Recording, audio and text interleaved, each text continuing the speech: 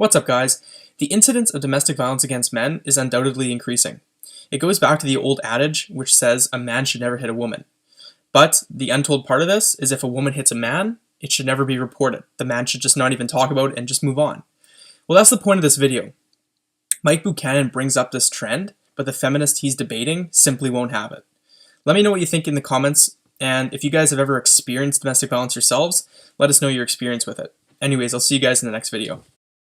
330 or 340 studies show that women are at least as physically aggressive towards intimate partners as men. So are you saying that there are as many cases of women being violent towards men in a relationship as there are men? Yes, it's long been known. It's long been known. So 330 studies, which have been collected by Professor Martin Fiebert at the University of California, Long Beach.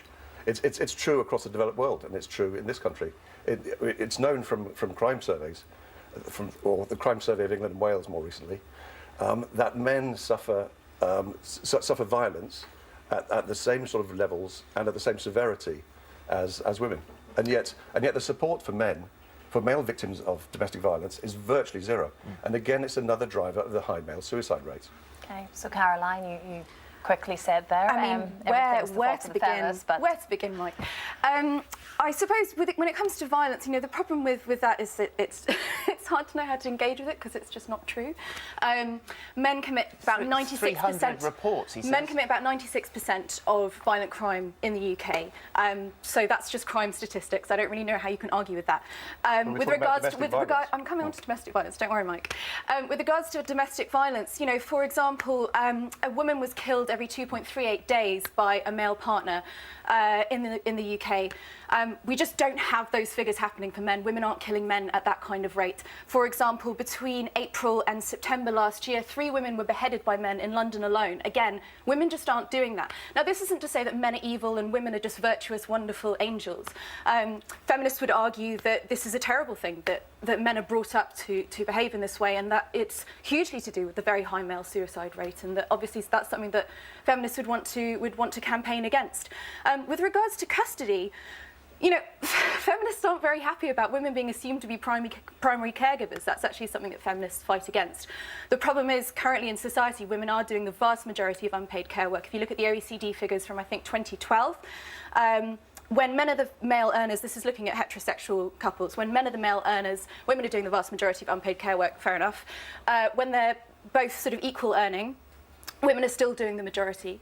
And it's only when women are the main earners in the household that they even pull equal, so that men and women are doing the same amount. So that's really more the reason why women are being awarded custody. It's because they're still having to do the majority of the care work. I would be very, very happy if Mike wanted to start a campaign, men for housework, men for childcare, really get in there, get their hands dirty, change those nappies, and then they'll start getting more custody.